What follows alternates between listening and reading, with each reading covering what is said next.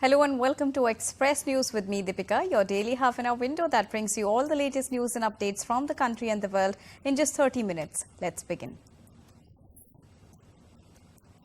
Bharatiya Janata Party's MP Om Birla has been elected as the Speaker of the lower house of India's Parliament on Wednesday. Om Birla has been elected as the Lok Sabha Speaker for the second consecutive time. Taking the chair as the Speaker of the lower house of the Indian Parliament, Om Birla said that enriching parliamentary values and democratic traditions will be his priority. Praising Om Birla's previous term, India's Prime Minister Narendra Modi said that under his term during the 17th Lok Sabha, many historic decisions were taken. In his first speech as the leader of opposition of the 18th Lok Sabha, Congress leader Rahul Gandhi on Wednesday said that the opposition this time represents voice of the people significantly more than the 17th Lok Sabha. India's Central Bureau of Investigation Agency arrested Delhi Chief Minister and National Convener of Aam Aadmi Party Arvind Kejriwal in liquor policy case for further probe.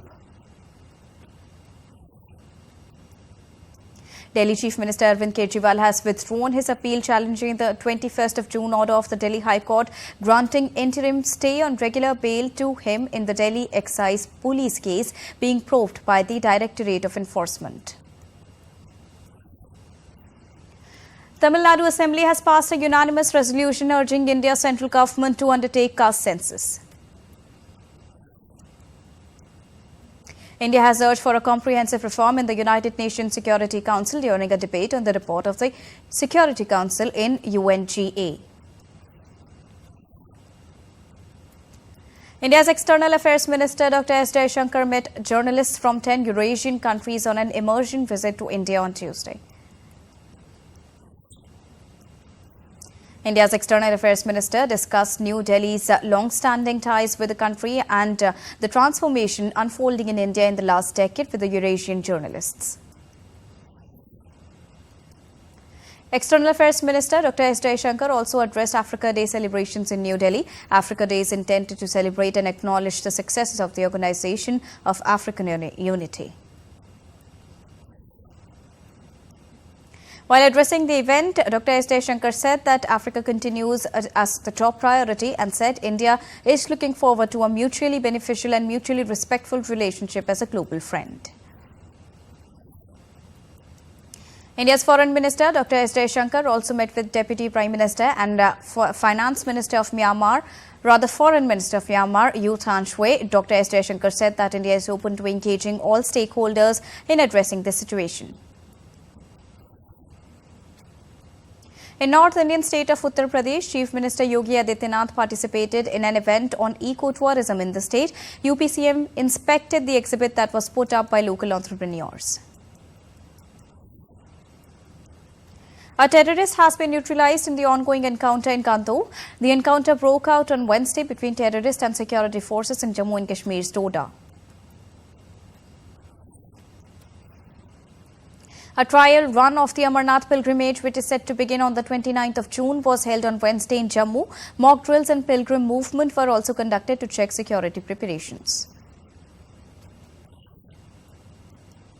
Today is the final day of Ambubachi Fest, one of the most sacred and vibrant annual festival held at the revered Kamakhya temple in India's northeastern state of Assam.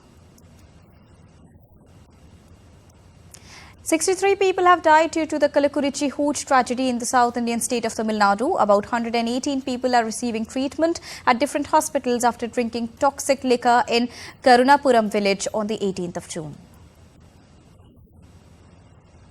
Special People Representative Court rejected the bail plea of rape accused and suspended J.D. Prajwal Revanna in connection with a complaint registered at Holana Rasipura police station against him and his father. Acting upon the mandate of drug abuse prevention and to spread awareness, the Narcotics Control Bureau Delhi Zonal Unit organized a cyclothon, a cycle rally in the national capital on Wednesday. The Special Investigation Team today brought rape-accused Prajwal Revanna to his mother's residence in connection with the third case of rape and sexual assault against him. Indian benchmark indices ended at record closing high on the 26th of June with the Nifty above 23,850. At close, the Sensex was up 620.73 points, or 0.8% at 78,674.25. The Nifty was up 147.5 points, or 0.2662% at 23,868.8. Indian rupee ended 14 paise lower at 83.57 per dollar on Wednesday versus Tuesday's close of 83.43. In Asian markets, Seoul, Tokyo, Shanghai and Hong Kong have settled with gains. However, European markets are trading on a mixed note. In the US, Nasdaq and S&P 500 futures advanced on Wednesday as Nvidia and other chip stocks continued to regain momentum ahead of a key inflation reading this week. Shares of Nvidia were up over 5%, poised to snap a three-session tailspin that had erased about $430 billion from artificial intelligence chip makers' market value. Brent crude oil prices are up today. Global oil benchmark Brent crude climbed 0.80% to 85.69 a barrel. Central Industrial Security Force today took over the security of NTPC coal mining project Hazaribagh in India's Jharkhand. NATO appointed Mark Rutte as its next Secretary General on Wednesday, putting the ongoing Dutch Prime Minister in charge of the world's biggest security organization at a critical time for European security as war rages in Ukraine. Mark Rutte's appointment was sealed by NATO ambassadors during a meeting at the 32-nation alliance's headquarters in Brussels. He will assume his function as Secretary General from the 1st of October this year. After declaring his interest in the post last year, Rutte gained early support from key members of the alliance, including the United States, Britain, France and Germany. WikiLeaks founder Julian Assange has arrived in Australia after walking free from a US court after pleading guilty in a deal to end a year-long legal battle. Assange pleaded guilty to a single felony charge for publishing US military secrets in a deal that secures his freedom and ends a long-fought legal battle. Assange, who turns 53 on 3rd of July, was wished an early happy birthday by Chief Judge Ramona Monclona. Australian Prime Minister Anthony Albanese has claimed Assange's release as a victory for the country that leveraged its security ties with Washington and London to strengthen its case to resolve the plight of Australian citizens.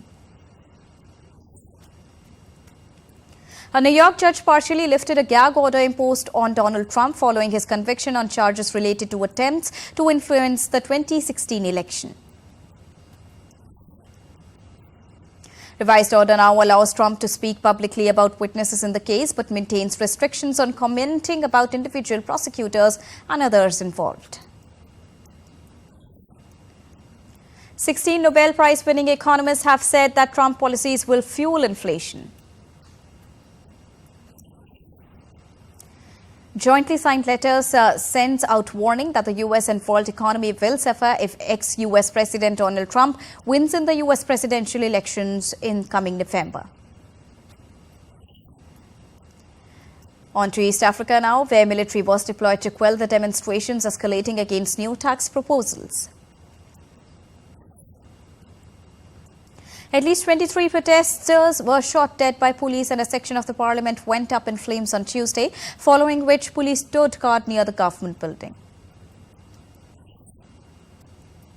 Kenya President William Ruto said that all means would be deployed to thwart any attempts by dangerous criminals to undermine the security and stability of the country. The United States has condemned violence reported during protests in Nairobi. State Department spokesperson Matthew Miller urged Kenya to show restraint and provide space for dialogue.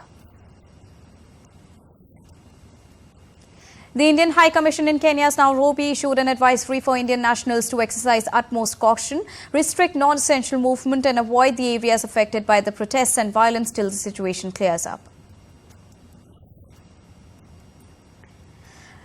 In Nigeria, an ambush by a terrorist group killed 21 soldiers near country's border with Burkina Faso on Tuesday.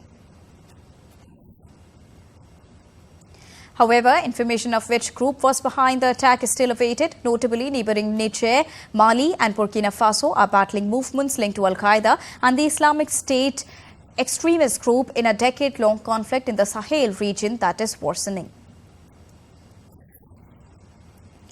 Russia announces to block 81 European Union media outlets in retaliation to the bloc's ban against 4 Kremlin news organizations last month. The ban will restrict people inside Russia from accessing the outlet's online resources and broadcasting materials. The outlets from 25 European countries include pan-European media like Politico. It's time to take a quick and short break here on Express News. We'll be right back.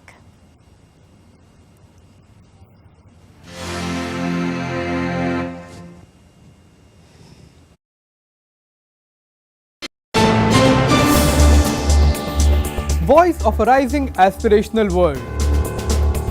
Stories of challenges, struggles and accomplishment. A world battling conflict, hunger and poverty.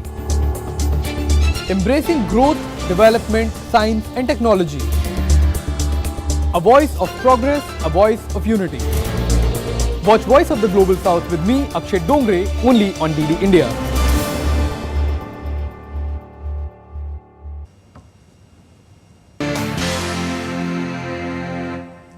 Welcome back after that short break. Let's continue with Express News. India's Meteorological Department predicted heavy to very heavy rainfall along the West Peninsular coast over the next 3 to 4 days. India's weather agency has forecast heavy to very heavy rainfall over northeast India from 27th till 30th of June. Nearly 150,000 people were affected by flooding in various districts of northeastern India's Assam, including Barpeta, Dhemaji and Karimganj. India's Met Office has also predicted increased rainfall activity for northwest India, with heavy to very heavy rainfall expected from 28th till 30th of June. Pakistan's Karachi continues to swelter under intense heat as residents sought ways to cool off. On Tuesday, the city recorded a peak temperature of 41.3 degrees Celsius. Heavy rainfall has submerged villages and farmlands along China's Yangtze River basin, displacing hundreds from their homes and impacting their lives. In Spain's capital Madrid, residents experienced heavy rainfall and strong winds, causing vehicles to struggle on the roads. In Oroville, California, the Apache fire has scorched nearly 700 acres, sending large plumes of smoke into the air. Favorable weather on Tuesday helped firefighters make significant containment progress. The United Nations Refugee Agency warns of record floods in southern Brazil that displaced 500,000 people, signal more climate change-related disasters looming across Americas. Local residents and officials have expressed concerns for the Rapidan Dam as southern Minnesota battles an onslaught of rain and severe flooding. In India's northeastern state of Sikkim, the Department of Science and Technology is conducting a 2-week scientific expedition to East Rathong Glacier. The aim is to study the glacier dynamics and the impact of climate changes on the Himalayas. China's Cultural Affairs Bureau will explore installing a lightning protection system at the ruins of St. Paul to reduce weather-related damage to the heritage site. Following bad weather in mid-June, a small amount of debris fell from the 17th century Catholic religious complex, leading to the temporary closure of visitor access to the monument. Dozens of local and foreign runners gathered at the base of Bolivia's Sajama volcano to participate in the Sajama Sky Race. 110 athletes competed in the Sky Race, held at an altitude of over 4,000 meters above the sea level, with temperatures ranging from -5 to -8 degrees Celsius. This summer, London's Heathrow Airport is hosting live music shows to showcase emerging British artists. With Heathrow Airport expecting 30 million passengers this summer, performers will have access to an audience larger than Glastonbury's. The upcoming shows are scheduled for the 12th of July, a day anticipated to set new passenger records at the Heathrow Airport, and the 24th of July. Crossover artist Al Kint commemorated the 15th anniversary of Michael Jackson's death by creating a portrait of the late king of pop using between 80 and 100 grams of grains and seeds. As per him, Michael Jackson has been his idol and he considers it an honor to create a mosaic in tribute to the late musician on the anniversary of his death.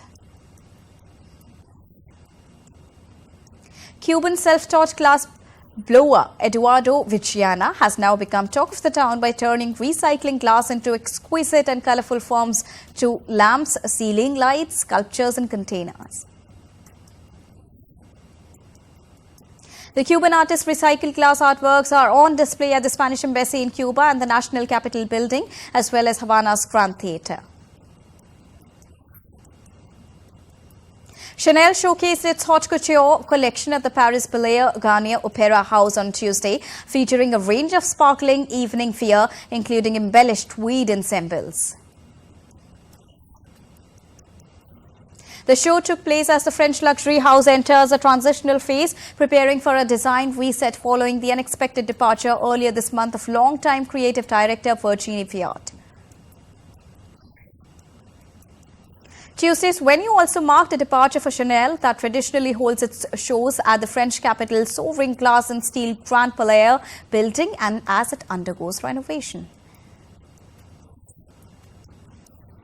Japan's Emperor and Empress joined Britain King and Queen to view some of the British Royal Collection's Japanese pieces at Buckingham Palace on Tuesday. Trailer for film Hindustani 2 starring Indian actor Kamal Hassan has been released, produced by Laika Productions and Red Giant Movies. The film is set for a worldwide release on the 12th of July.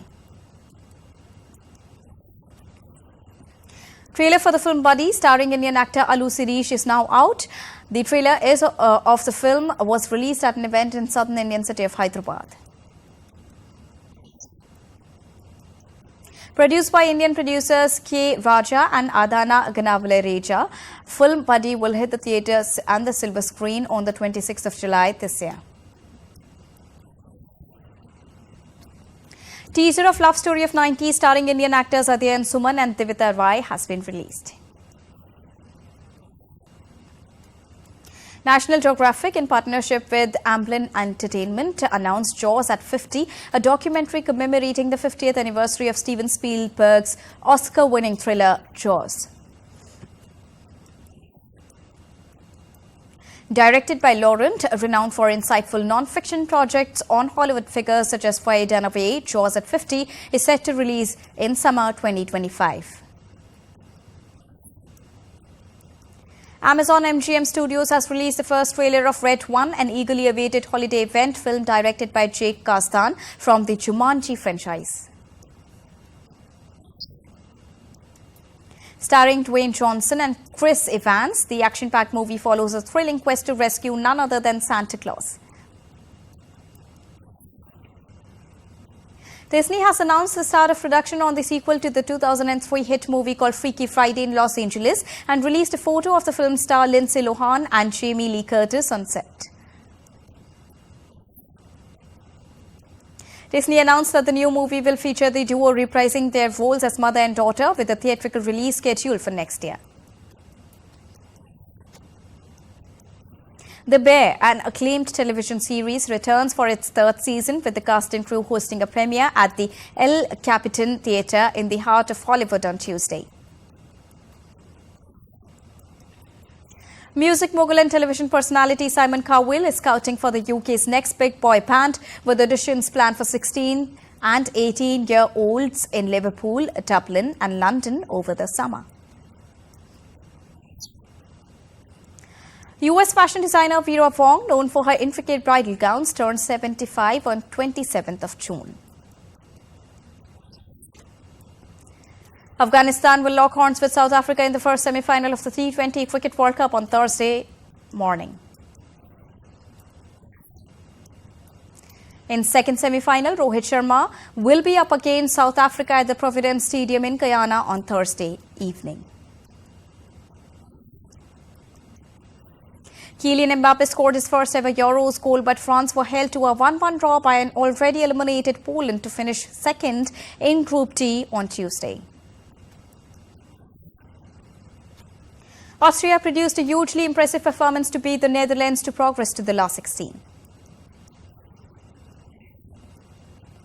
England finished top and Slovenia also advanced to the knockout stage of Euro 2024 after an uninspiring 0-0 draw in their final Group C match on Tuesday. Belgium face Ukraine in their final group game today. A draw will seal them a place in the last 16. Hockey star Harmanpreet Singh is all set to captain the Indian squad at the upcoming Paris Olympics as Hockey India announces squad for the major tournament. India's Anush Agrawala will represent India in the upcoming Paris Olympics after being chosen by the Equestrian Federation of India in dressage event. In tennis, Britain's Emma Raducanu defeated fellow US Open champion American Sloane Stephens by 6-4 and 6-0 in the first round of the WTA 500 tournament. British number 1 Katie Boulter also made it through to the second round as she beat Croatian Petra Martic by 6-1 and 7-6. And with this, it's a wrap here on Express News for now, but news and updates will continue here on DD India. So don't go anywhere, keep watching and keep tracking DD India for all latest news and updates from the country and the world. Thank you so much for joining us right now. Namaskar.